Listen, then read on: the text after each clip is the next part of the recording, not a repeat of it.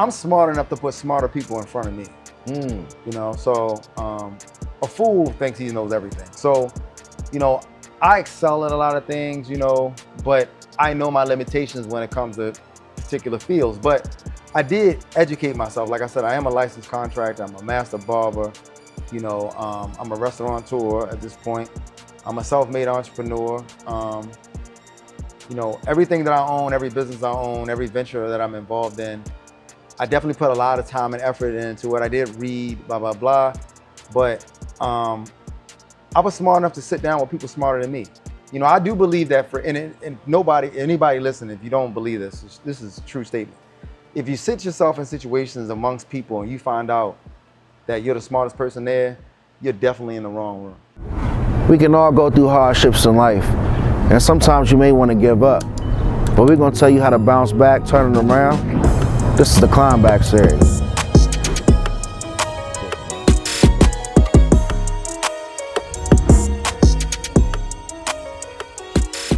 What's good, everybody? It's your man, Hef Streams. We're here with the next episode of the Climb Back series at the one and only Noir Restaurant and Lounge. Getting ready to go in and have some more good drinks and some food. Let's go check it out.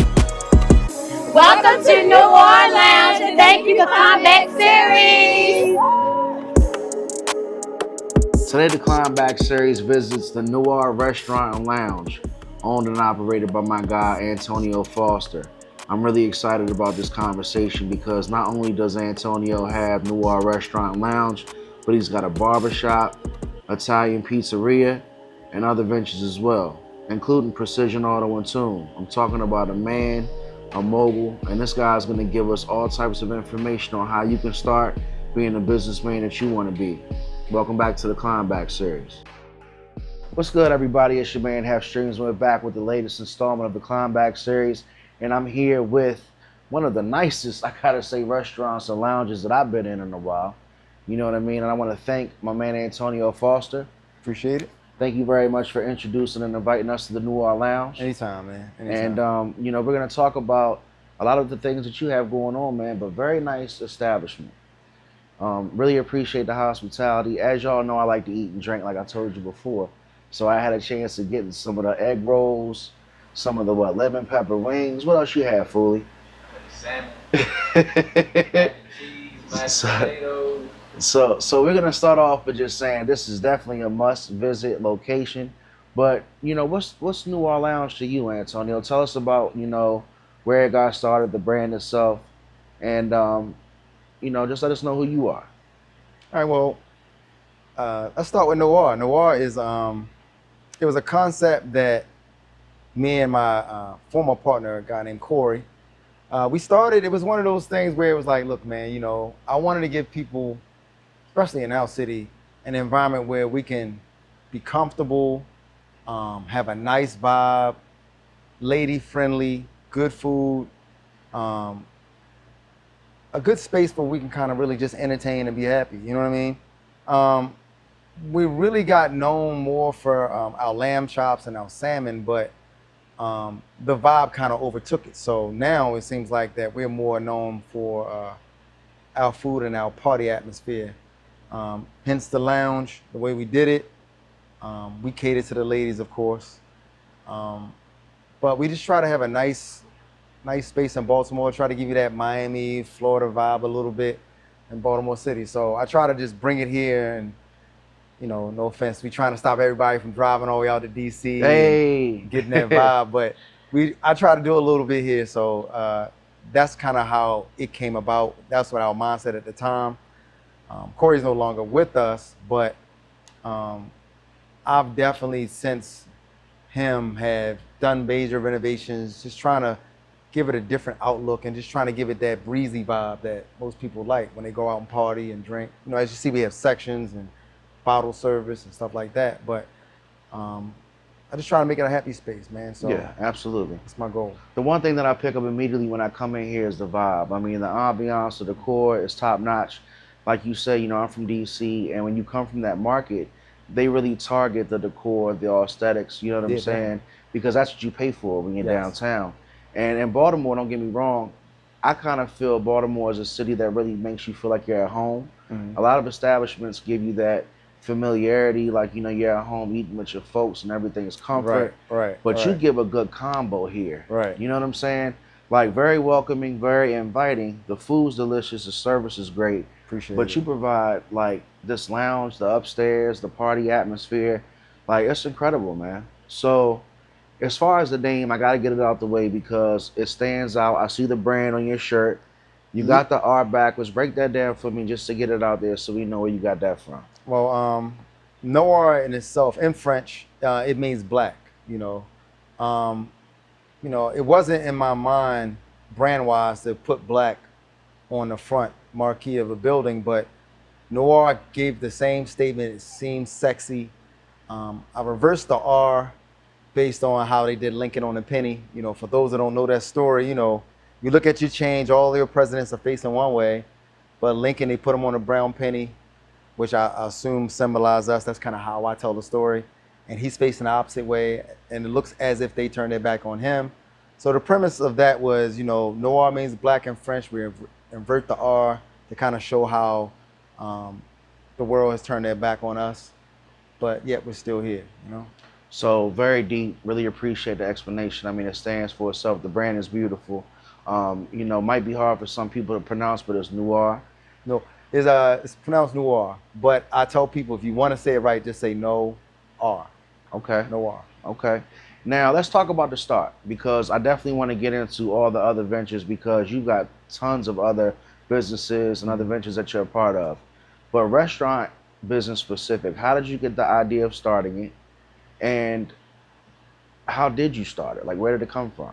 So, originally, I started off, my first business was barbershop and real estate. So, I own a couple barbershops, and then I was kind of dabbling in the renovations because I'm a general contractor, licensed general contractor. So I was renovating houses, flipping houses and stuff like that. But once I got into the field and I realized, like, man, I can kind of flip anything, like any building, and I was like, I always wanted to own my own restaurant, my own entertainment space. We used to go out to the club and party and stuff. I was like, I would love to own one of these. And I found myself an opportunity in this location to where I can go in, renovate the space to the way I like it, structure it financially the way it makes sense to me, and I can get a good product out of it. So I end up just investing my time and my money, man, into it and just trying to push my vision on other people as far as how I wanted to look. And this is what we came up with. And once I kind of got it established, then it was just a matter of pushing the brand. As I said, Noir, it looks beautiful on paper. It looks better in person. I just had to find the people that matched it. Since my staff, I kind of found young ladies that kind of matched my vibe. And getting into this business, it was my first restaurant ever. So it was a lot of trials, a lot of tribulations, but I lost a lot of money and I made a lot of money. But what I did learn from all of those things is I was able to learn what worked and what didn't work. And that's kind of how I've been growing since then. How did you bounce back when you made those decisions where it didn't quite work out, like early on? Like I said earlier, man, it's like I'm used to certain things. I'm just used to things not working, right? I'm the kind of person when things don't work right for me the first time, it just motivates me to be better. It pushes me to that's why I said earlier, like, I've never really failed at anything because I don't stop until I get it right, and I feel like you become a failure when you stop and you just give up and you move on. I never stop. I'll just keep going and going and going and going. And what you guys see now, you see a lot of failure here, but it's perceived as achievement. But I failed at a lot in here, trying to get this right, get the wallpaper right, I did a lot of that, but I just kept going and going. And when the finished product came, it's what I wanted. So to see the finished product makes me happy. I appreciate the fact that all you guys like it. But yeah, it was a lot of trial, a lot of tribulation in it. But, the failure is what makes you better. And so let's talk about a little bit of your background and your upbringing. You're from Baltimore, right? Baltimore, East Baltimore. Okay. Zone 18. Okay. And a lot of people that I meet from Baltimore that I've come across are very proud of where they're from, Definitely. And that's why I respect a lot of people out here. And I live out here now myself. I do business out here. what was the connection between, you know, servicing your city and the people and also making sure your business was successful? Like, did you already know you wanted to do something here at home? And did that play any part in your startup or your success? Well, I've built myself, not even just my brand, based on that. Like, everybody that knows me, like I've owned barbershops. Like I'm a people person. Like all my business are customer based. Like my barbershop, I service people. My restaurants, we service people. My driving school, we service people. My catering service, we service people. Like I like to work with people. So I've been real successful with businesses that services people. I don't really like working alone. I don't consider myself a boss. I consider myself a leader because I'm one of those guys that I can have 50 people working for me, but I'll be working with them. You know, I've never been a point the finger kind of person. So coming from East Baltimore, you know, nothing came easy. I grew up poor. My family, you know, they helped out when they could. My mother was a drug addict. My father was a drug addict. My father's dead now. My mom's dead too. It's three of us, and you know, we were kind of put in a position where we had to make it work. So I value everything that comes into my space. So I just try to make the best out of whatever the hand I'm dealt. You know? Absolutely. So that's all you can do. I'm a lemon to lemonade guy, you know. So I just, like I said, persistence is everything. And you got to have a sense of like not being afraid to fail, you know? And we talked about that before we got live in the conversation, but like that level of just like keep mastering your craft, keep working, keep going at it because failure is going to happen. And like you said, it was profound. Like a lot of failures exist even in your success. So you also mentioned you had a mortgage background, real estate, and that's something that I've been trying to learn about myself. Did that help you with some of your other ventures, with your education there? Yeah, definitely. You know, the weird part is when people ask me, well, how did you get into real estate?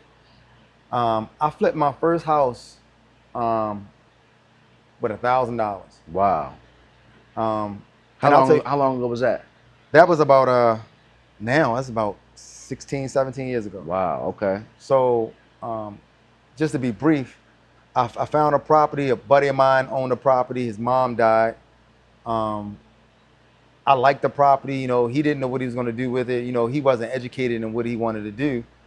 And I just saw potential in it. Like, you know, I didn't know anything about renovation. This before I became a contractor and everything. It was kind of like, look, you know, I was working in a barbershop and I said, man, look, I'll give you $1,000 if you sign a contract to where I can get the property and you give me full autonomy over it. And when I sell it, I'm gonna give you 25 grand.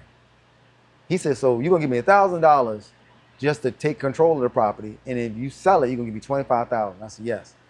So I went and got the $1,000. I went home, typed up something on my computer, gave it to him. I had him sign it and I took it to a title company. I ran into this hard money guy. It's a white guy named George Sterling. We sat down, he talked, and I just told him, I said, look, man, I'm new to this business. I got a building, I got it under contract for $1,000. I figure it needs about $25,000 in renovation. And I want to acquire it completely and I want to renovate it and sell it. So this is my first day of education of it. So he said, this is what I'll do, Tony. You know, I feel like you're a go-getter, blah, blah, blah. He believed in me from the start. He said, look, I'm gonna give you 25 grand to give your buddy. Wow. Right? So we can get out of his hands. And I'm gonna give you an additional $25,000 to renovate it. Now keep in mind, out of pocket, I only spend $1,000. Right. So he said, what I'll do is I'm gonna charge you 15% and I'm gonna charge you 6 points. How'd you meet him? I mean, just regular networking. Okay. You know, I was in the barbershop cutting hair one day, just bullshit. And the guy was like, hey man, you know, I know a guy. It was just random. So, but he saw I was like really like pushing. And then he saw like, you know, you did the barbershop with no money, blah, blah, blah. I showed him that I'm that guy. So he just took a chance. He was like, all right, man, you know, he baby fed me the food. It's called draws. Like he just gave me a little bit at a time. Okay. 1,000 here, 1,000 here. So he didn't give it all to me at one time. But I took that money and started renovating it. I got some guys together. We just did it. It took us about 2 months to get that house done. I put it on the market. It sold in 3 days. It sold in 3 days for $97,000. So by the time, But you personally invested $1,000. it was only $1,000 out of my pocket, just $1 grand. And you convinced somebody to put up 50 grand. 50 grand. Because in his mind, he felt, okay, I'm gonna pay the guy the $25,000. Get him out the box, right? And if I default on the loan, he's gonna take the house and he's gonna sell it. So he wasn't losing anything. So he was like, all right, man, you know, I'm gonna give you 6 months to get it renovated and sold. Wow. Keep in mind, I'm only out $1,000. I said, well, fuck it, I'll do it. So I got it doing it 3 days later, it was gone. And it was crazy. And it's like, I took that, I think I profited like $63,000 on that deal for $1,000. So now the guy believes in me. So I took that money and bought 2 more houses and we did it again. 42 houses later, you know what I'm saying? That's the type of stuff right there that gets me excited, man. This is what the Climb Back series is about. Yeah. Because for you, Tony, you came up in Baltimore. Mm-hmm. You already talked about, unfortunately you lost your parents, but you navigated from things that a lot of us tend to, fall to the wayside by, but you were able to learn so much. And where did you get that education from? Were you self-taught? Did you find the resources on your own? Because another common thing, a lot of people that I talk to, they tend to just do the research on their own. Mm-hmm. How'd you get the education in those areas? Well, I mean, I'm smart enough to put smarter people in front of me. So a fool thinks he knows everything. So, I excel in a lot of things, but I know my limitations when it comes to particular fields. But I did educate myself. Like I said, I am a licensed contractor. I'm a master barber. I'm a restaurateur at this point. I'm a self-made entrepreneur. Everything that I own, every business I own, every venture that I'm involved in, I definitely put a lot of time and effort into it. I did read, blah, blah, blah. But I was smart enough to sit down with people smarter than me. I do believe that anybody listening, if you don't believe this is a true statement. If you sit yourself in situations amongst people and you find out that you're the smartest person there, you're definitely in the wrong room. I try to put myself in rooms where I'm the underdog. I sit around rich people. I sit around poor people. I learn a lot from rich people. And what rich people do is they figure out ways to make more money. Poor people figure out ways to make money. And when you master that way of making more money, it just becomes second nature. Investments, putting yourself in those right circles. Networking is big. If you don't network right, you can't be successful. There are very few people that are very successful, millionaires or whatever, that haven't put themselves in bed with other rich people. So I try to stay in those circles so I can kind of stay relevant in what I do. Real estate, definitely. In the restaurant business, I try to put myself in the circles of people doing that. Entertainment. And I just try to get better every day. And you also come with a level of humility. Like we also talked outside of when we got live and you were talking about a lot of your ventures. And I asked you, I said, how do you feel about your disassociation with your identity to the business? And you were talking about it's all about, the business and the brand itself. Because a lot of us, once we get a business, we want to name it after us and be so proud. Mm-hmm. But it seems like you were able to humble yourself and be very intelligent in that regard. So again, I think it's a good time to talk about all your other ventures that you have. Well, as you know, I own Noir Restaurant and Lounge. I own Angelique's Pizzeria. I own Sortier Restaurant and Carryout.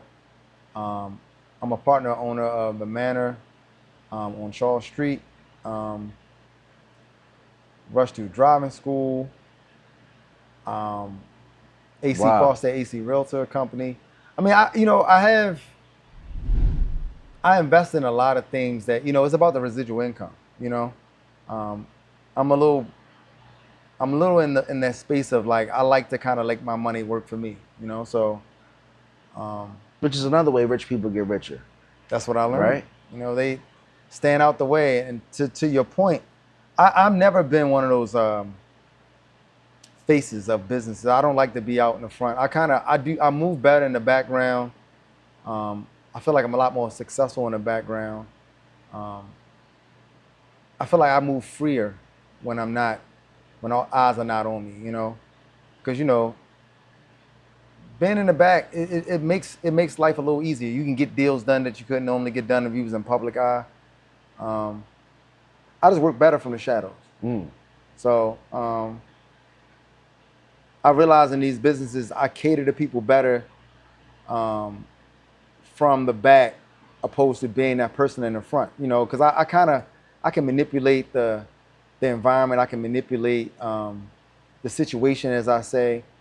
It seems harder when you're just that focal point.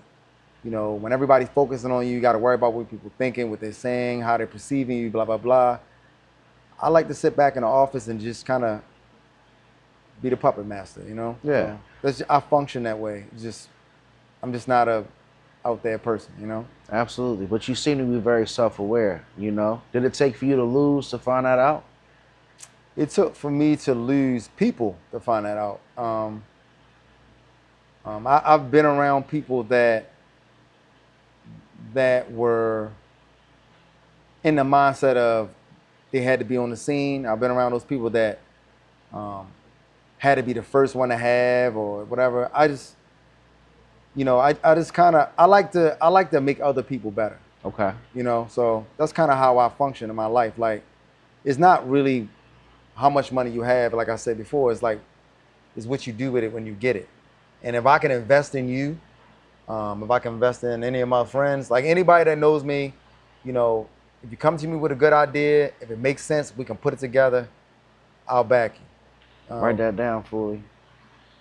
That's what I do. You know, I mean, most of my ventures are not even really my ventures. Some of the ventures that came across, driving school wasn't my idea. It was a girl I was dealing with. You know, my pizzeria, necessarily just a business venture that I wanted to get involved in, and I was able to bring people in place to make it work.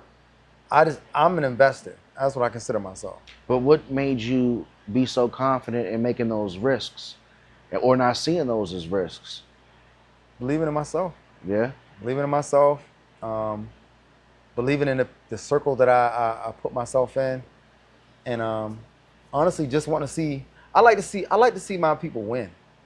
You know what I'm saying? If we're friends, or you know, you confide in me, I like to see people win. Like, I would like to invest in my people. You know what I'm saying? Mm-hmm. And that's what I do. Most people support me, so I try to do whatever I can do to, you know, return a favor. So. And you know, that's exactly how I feel about this series. You know, I call it the Climb Back series because I've talked to a lot of people that have found ways to bounce back from hardship in their lives. Mm-hmm. And everybody has a different story. But what I aim for is for people to watch us, see a person like yourself, and find inspiration. You know, so like, what would you say to that person who has an idea, might not know how to get started? And I ask everybody this question. Like, what are some of those first steps to like opening a restaurant? Like, I like to cook, I like food, I like people. How do I get started? What if I don't have all the resources that another person has, or what if I don't have the capital? Well, the first thing, the hardest part of starting anything is really just getting up. You know, it's just like going to the gym. You know, the hardest part about going to the gym is going to the gym. You know, I'll tell anybody, if you're interested in trying to start your own business, if you're interested in trying to be a big entrepreneur, yo, you got to believe in yourself, and sometimes just getting out there, just doing it. I mean, it's going to be hard at first, you know. Don't be scared to talk to people. Don't be scared to network. Don't be scared to ask for help. You know, that's one thing I'm definitely not. Like, people that know me now don't know this about me. But, you know, if I run into a problem and I'm not sure, I'll sit down, I'll get in my own head, and I'll think about the people that I have in my circle. Because everybody in my circle serves a purpose. You know, I'll sit down and think in my circle, like, who do I have that can help me? Who in my circle do I have that's smarter than me in this particular area? Who do I have in my life that I can bring into this space to make this particular thing better? And sometimes, if you don't do that, a lot of us are not successful because we don't sit down and take that time. You know, you don't want nobody to help you. I've never been that kind of person. I don't want nobody to be able to say that that's selfishness. You know what I'm saying? If I can help you, and you know I can help you, but you choose not to ask me because you feel like it's going to be something. Right. If you don't want to be a millionaire because of that, that's crazy. Right. You know, so I'm not too proud to put myself in a position to be better. The reality is this. You got to be willing to live like most people won't, so you can live like most people can't.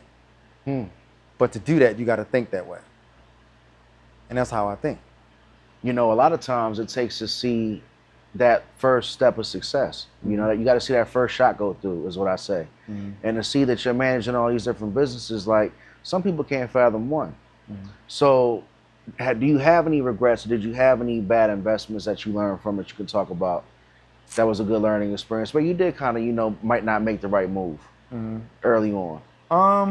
I didn't invest in. I didn't set my team up initially the way I wanted to. You know, I kind of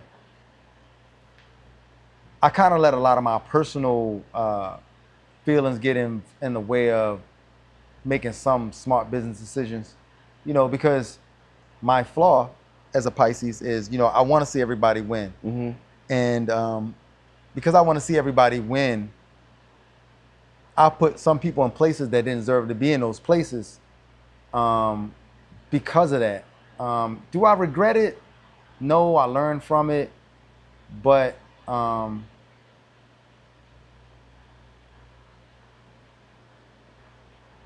just realized based on those mistakes that if I had opportunity to look at it again from a third point, I just realized later in my life that everybody can go. You know, like on this road to entrepreneurship, I mean, everybody can go. As bad as you want to take everybody with you, you just got to sit down at some point and realize, like, some people just can't go. And you got to be smart enough and know yourself enough to pick the people that you want to put in the car with you. You know, I mean, you only got one car and you got 4 seats. You know, you can't take everybody. You know, and I used to be that guy, I would try to pack the car. And then by the time you realize you done rode around with a lot of dead weight, it's too late. You know? And these niggas won't help get out and push when the gas run out, you know? So that's one of those things where I think if I had an opportunity to go back and change, I would have put a lot of people out that car. Yeah. So I wish I would have been a little smarter at that point in my life, and my outcome will probably be a little bit different now. But I just realized that everybody just didn't deserve to go. And it's a hard decision. It's hard to say, but in every successful business, and every successful person, you know, there are always people left behind. You know, it's just a part of business, not personal. And where do you find the time to manage all these different avenues and opportunities? Like, I know residual income, the money works for you, but you do seem like you're involved in a lot of your investments and all of your businesses. Where do you find that time? Do you have a family yourself, or do you just put all your time into your work? Well, I just had a little girl, Layla. Congratulations. Thank you, man. Thank you. My first child. As far as being able to manage the businesses, as I said earlier, I'm smart enough to put people smarter than me in front of me. So I have good managers. I have good help. I have people that want to see me be successful. And more importantly, I cut my core group of people in on my businesses. So everybody has a joint interest. So, you know, people tend to work better when they're getting a percentage.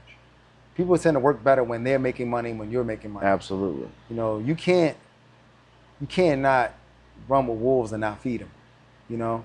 So I try to make sure everybody on my team eat, and I try to make sure that we in a situation where we're all winning and it's just not me. So I'm protected a lot in that mindset because, you know, nobody wants their money to stop. So we try to set our network up to where it's kind of perpetual, you know? But putting the right people in the right places, man, it makes life a little easier. I mean, that's how I'm able to sit up here with y'all. Yeah, 100%. So, you know, I would tell anybody, you know, just it's all about your team. As cliche as the question is, where do you see yourself in your businesses in 10 years? Because you seem calculated. I don't think you're gonna freestyle your way for the next 10. What do you got planned? Honestly, it's funny because I talked to an investment friend of mine. I would like to own a casino. Okay. I would like to own a casino. I would like to own a major casino. Like, so I've been looking into the gaming, I reached out to the gaming commission. I was looking into just a little bit of research on what I would need to do to actually qualify to accomplish that. But I see myself in 10 years owning my own gambling establishment of some sort myself. That money definitely makes its money there. Yeah, You wouldn't have to worry about that. You know, that's residual money working at its best there. So I would like to get into that field. This is one of those conversations, guys. It's like, it doesn't feel like the Climb Back series. Like, it feels like a good business talk. You know what I mean? Yeah. And I really appreciate it, man, because you got tons of gems, tons of education, and that's what it's all about. You know, I want to share that information and hopefully inspire, you know, like I said, as many people as we can. Is there anything else you want to bring to the show and to the episode that you like to add? No, anything that's important to you? I don't know, man. I just feel like I like to motivate people. You know, I like for people to see me and see a certain level of success. I didn't do it all by myself, but you know, like I said, coming from Baltimore, East Baltimore, coming up in an environment that, you know, if you're from East Baltimore, you know, it just, you know, being able to be the person I am now is a blessing to me. And you know, anything I can do to make it easier for the next person. My doors are always open. You can always come see me. Noir, 5716 York Road. I'm willing to sit down and talk to anybody. I mean, I'm an investor. I'm a hard money investor. You know, if you got a great idea and you're not really sure where do you go with it, come sit down, talk to me. I can probably put you in place or put you in a situation where we can get that house flipped or get that business deal made or get that clothing line set up. I'm willing to partner with a lot of people, and I'm just looking forward to being an opportunity to the next person, the way it was awarded to me. That's profound. And when you hear that type of talk, I'm inspired, because I'm gonna come up with some ideas and we're gonna sit down and talk. But I really appreciate the hospitality. I mean, it's a beautiful lounge. We're here at the Noir Restaurant and Lounge, I should say. And I'm telling you, man, my 40th, I think we're gonna throw something here, Foolie. I think we're gonna throw a nice shindig, P. Yeah, I'd love to have you guys. Have a nice function, man. We're gonna have some footage from the episode. You guys are gonna be able to see around in this beautiful restaurant. Like I said, I really appreciate you, Tony. Anytime, man. You know, if you want to get your hair cut, where should we holler at you? Well, you know, Flava, those that know me, Old Town Flava, Noir Flava. You know, we always here. I got one at 5716 York Road. It's the daddy of the one that used to be in Old Town Mall, 624 Asquith Street. We are set up on Booksy. You know, it's real VIP. I'm sure you guys are gonna give you some B-roll of that. Absolutely. You know, definitely reach out. I'd love to have you guys there. For Noir, if you want to book a private party, you want to book a section, you want to come to any of our events, you can go to noir.baltimore.com. You can entertain any ways with me. Like I'll take you at Angelique's Pizzeria, same thing. You know, reach out. We'll make it work. I love it. Really appreciate you, man. Thank you, man. Antonio Foster, it's the Climb Back series. Holla at your man, Hef Streams.